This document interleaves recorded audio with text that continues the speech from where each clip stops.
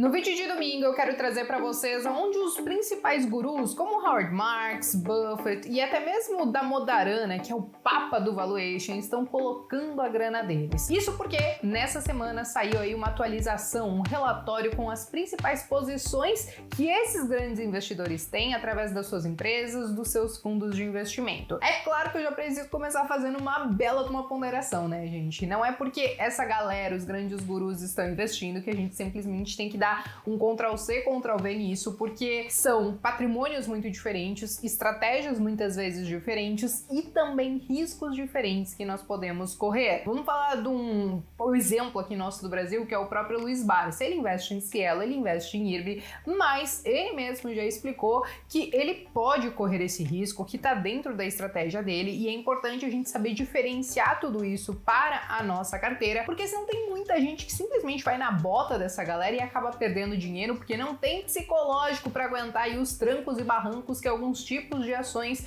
podem trazer para nossa carteira, principalmente no curto prazo. Então eu faço essa ponderação, é claro que ainda assim, por questão de curiosidade, até mesmo para tentar entender um pouquinho o que esses grandes gurus estão enxergando, porque a gente sempre tem alguma coisa para aprender com quem sabe mais do que a gente, eu quero trazer essas informações das carteiras deles, mas reforço essa ponderação que eu fiz, né, gente? Não vão dar Ctrl+C, Ctrl+V, pelo amor de Deus, porque provavelmente a sua estratégia pode ser muito diferente da deles, beleza? Mas antes da gente começar, eu já quero pedir para vocês se inscreverem aqui no canal, deixarem um like de vocês, me acompanharem até o final do vídeo, e se tiver alguma ação que você vê que tem na carteira deles e que você investe, me conta aqui nos comentários também e o porquê você está investindo nessas empresas, porque esses debates nos comentários são sempre muito importantes, dá para aprender bastante também, beleza? Bom, pessoal, eu quero começar já com a carteira que acabou dando polêmica, que é justamente a do Warren Buffett, né?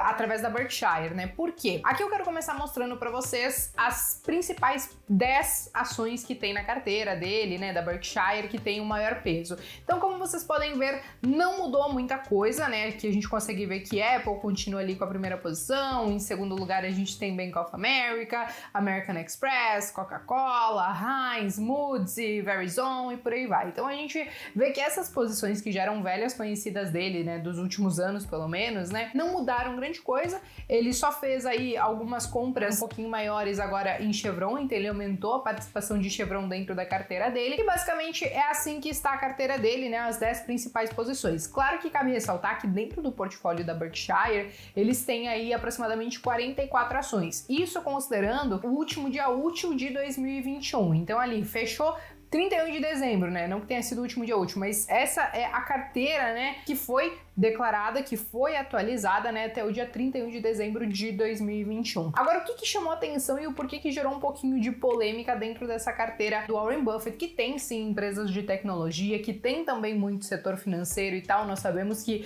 ele gosta desses setores como um todo, mas o que chamou a atenção? Esse outro pedacinho aqui da carteira, né? Como já era esperado, sim, ele anunciou no ano passado, né, que estava colocando o pezinho em Nubank, que acabou fazendo o seu IPO, então aqui a gente consegue ver, né, um aporte de mais de R$1 bilhão em Nubank, e o que a gente consegue ver também, e foi isso que acabou gerando um pouquinho de polêmica, foi essa posição em Activision, né? Ele acabou comprando Activision, que não tinha na carteira antes, ele começou essas compras, na verdade eu tô falando ele, do Warren Buffett, mas entendo que eu tô falando da Berkshire, e que existem outras pessoas, né, abaixo de Warren Buffett, existem outras pessoas, equipes grandes ali para tomarem essas decisões, e tanto que eu acho que essas decisões aí vieram inclusive de uma galera mais nova, que tá muito mais antenada nesses setores, nesses modelos de negócio. Mas vamos lá, o que aconteceu? Eles começaram a colocar o pezinho em Activision em outubro, eles aumentaram as posições em novembro, e aí o que aconteceu recentemente foi justamente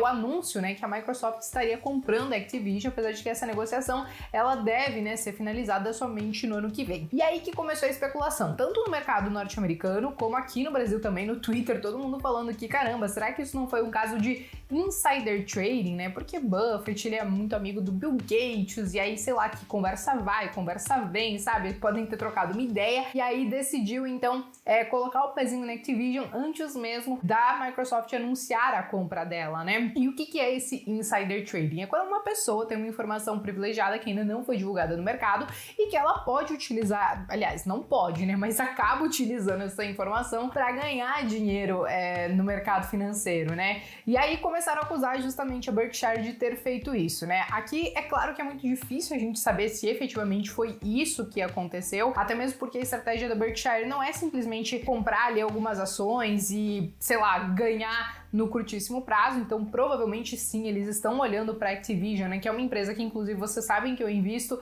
acho que no início do ano passado, ao final do ano retrasado, eu fiz um vídeo aqui no canal mostrando para vocês quando eu coloquei o pezinho ali nas ações, mas eu entendo que eles estão enxergando que essas empresas de tecnologia, elas estão fazendo sentido nesse momento, principalmente entendendo a demanda do futuro. Eles podem ter ali ganhado alguma grana ali no curto prazo, quando teve esse anúncio da Microsoft e tal, mas eu acho que óbvio que esse não é o foco em si. Com certeza eles devem estar enxergando alguma sinergia aí nesse negócio, pensando lá na frente e tal. Se foi insider trading, etc e tal, tudo isso caberia uma certa investigação, mas como eu falei para vocês, é muito difícil identificar isso. Quando a gente traz aqui para o Brasil, em 20 anos, a CVM ela conseguiu somente uma condenação na esfera criminal quando a gente fala dessa questão de informação privilegiada, né? Isso porque de 2008 a 2018, a gente teve aí mais de 54 processos que a CVM abriu contra 158 pessoas que teriam se utilizado, né, dessas informações privilegiadas,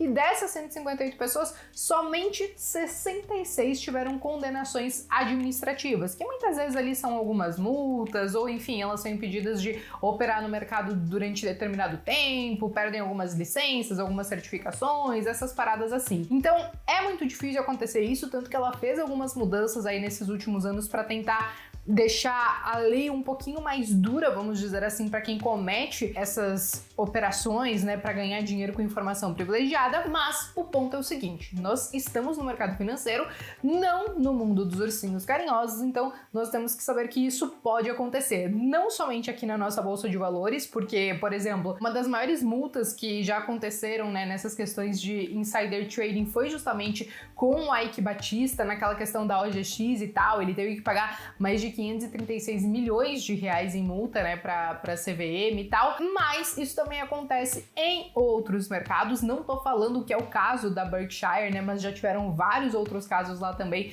que já foram investigados, que já tiveram condenações, que já tiveram diversas multas, tem até comentário, né, no Netflix, documentário, né, no Netflix e tal, sobre alguns grandes players que entraram short em várias outras empresas, e aí muita galera tava dizendo que tinha informação privilegiada, ou que estava tentando manipular o mercado. Então, esse tipo de coisa pode acontecer. E é importante que a gente saiba disso e sempre estruture a nossa carteira, né? Independente dessas coisas que podem acabar acontecendo. De qualquer maneira, são essas as principais posições que a gente conseguiu ver do próprio Warren Buffett. O que eu vejo é que sim, ele continua mais ou menos fazendo a mesma coisa que ele já estava fazendo nesses últimos anos. Ele só incluiu aí mais algumas novas posições, também pensando nessa questão de tecnologia. Mas banco continua muito forte na carteira dele, a gente consegue ver também Coca-Cola e por aí vai. Mas beleza, gente, saindo do Buffett, vamos falar do Howard Marks, né, que é o cara que sempre fala dos ciclos de mercado e tal. E o que a gente consegue ver dentro da carteira dele, né? A gente consegue ver já posições aí bem diferentes do Warren Buffett, então a gente consegue ver que inclusive são estratégias até diferentes. A carteira do Howard Marks hoje tá com 224 ações, pelo menos até o dia 31 de dezembro de 2021, e as principais posições que a gente pode ver aqui tem Chesapeake, que aí a gente pega e fala de empresas de energia, nós temos Vistra, Starbucks, a Vistra também é de energia, se eu não me engano, então tem Hertz, que ele acabou comprando, né, que antes também não estava na carteira, então aqui a gente consegue ver já as principais posições dele, ele comprou algumas coisas novas e ele acabou aumentando a posição em outras e diminuindo em outras. Agora, o que chamou a atenção na carteira do Howard Marks quando eu bati o olho na carteira dele, né, que ele olhou para o nosso mercado financeiro aqui no Brasil. Na verdade, ele já tinha posições aqui em Vale, Itaú, por exemplo.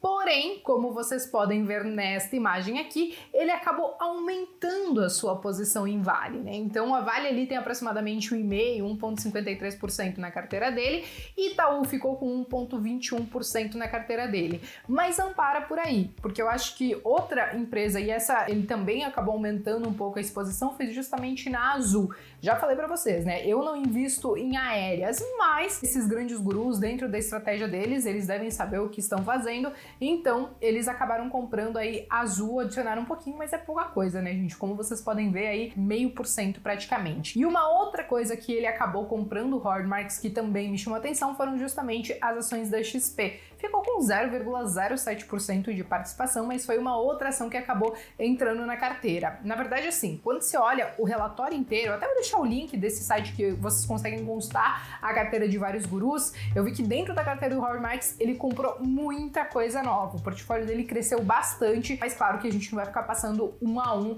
por conta disso. Agora, o que eu percebi? Que o Howard Marks, quando olhou para o Brasil, ele fez muito aquele comportamento que geralmente os gringos acabam fazendo, que é ficar dentro daquelas empresas beabá, né? Tipo, Petrobras, Vale e bancos, né? No caso dele ali, Itaú, comprou um pouquinho de XP e tal. E quando a gente olha para a carteira do Warren Buffett, nós vimos então que ele realmente está ligado, talvez nessas empresas um pouco mais modernas, né? Nessas últimas aquisições que eles fizeram. E ele continua, talvez, aí olhando para questões de tecnologia, talvez pensando nessa questão do metaverso, enfim, várias questões que a gente está vendo que tecnologicamente estão sendo muito mais demandadas, né?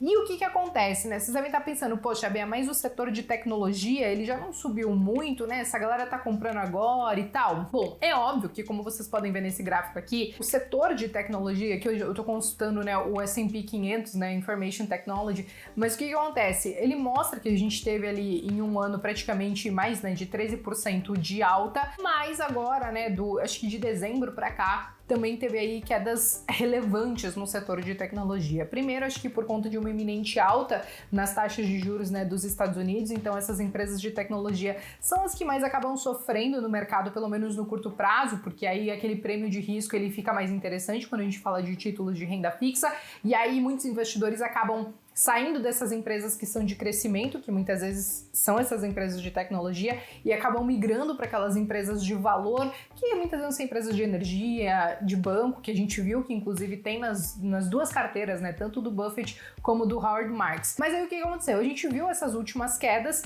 e aí teve o papa do valuation, né, que é o da Modaram, que ele escreveu lá no blog dele sobre empresas de tecnologia que ele estaria achando interessante nos preços atuais. E aí, dentre várias, né, de Google, Facebook, Netflix e tal, teve duas em específico que ele disse que acho que tá muito interessante, que é a própria Amazon e Facebook, né, que na verdade agora é Meta. Então ele enxerga, por exemplo, que Facebook nos preços atuais tem um potencial aí de crescimento para os próximos períodos de pelo menos 50%. Então ele disse que iria começar a colocar essas empresas aí no portfólio, claro, entendendo que tem sempre o risco de cair ainda mais, mas que nos preços que estão agora, comparado ao que essas grandes empresas de tecnologia negociavam alguns anos atrás, então agora ele tá achando isso relativamente interessante.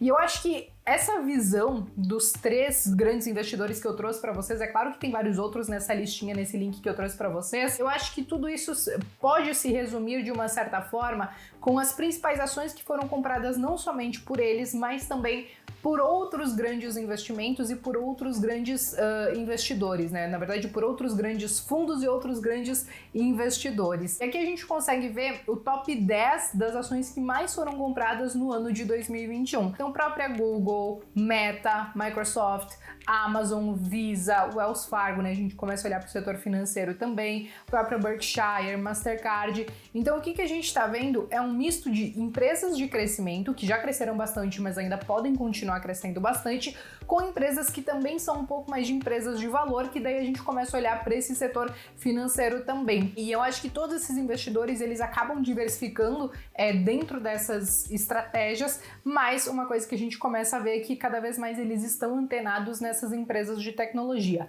Podem ter um risco um pouco maior, claro que podem, principalmente pensando no curto prazo, mas eles não deixam de ter elas dentro da carteira deles, né? Mas enfim, bom, pessoal, eu queria trazer realmente essas principais posições, né, desses grandes investidores, o que eles fizeram do ano passado para cá. Tem um ponto relevante, né, que eu acho que eu não falei sobre aquela polêmica do Warren Buffett, que foi que ele teve que, inclusive, se manifestar, tá, gente? Ele teve que escrever uma cartinha ali para os jornais, eles acabaram ali emitindo uma nota dizendo que não foi caso, né, de insider trading e que faz parte da estratégia da companhia adquirir ativos com essas características, como uma Activision, e que não era isso. Mas como eu falei pra vocês, é muito difícil a gente saber. Vocês podem me deixar, inclusive, opinião sobre isso nos comentários também. Mas basicamente, gente, eu queria trazer essas informações que foram publicadas, né, nessa semana agora sobre a carteira deles, pra gente entender um pouquinho o que essa galera tá enxergando pro mercado, mas como eu falei pra vocês, não copiem e colhem. É sempre interessante a gente entender o racional de tudo isso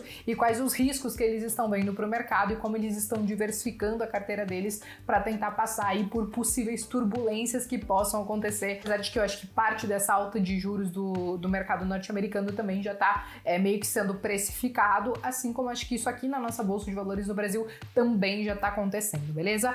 Bom, pessoal, basicamente era isso. Eu espero que vocês tenham gostado desse conteúdo. Se vocês chegaram até o final do vídeo e ainda não deixaram o like de vocês, façam isso agora e eu vejo vocês então no próximo vídeo.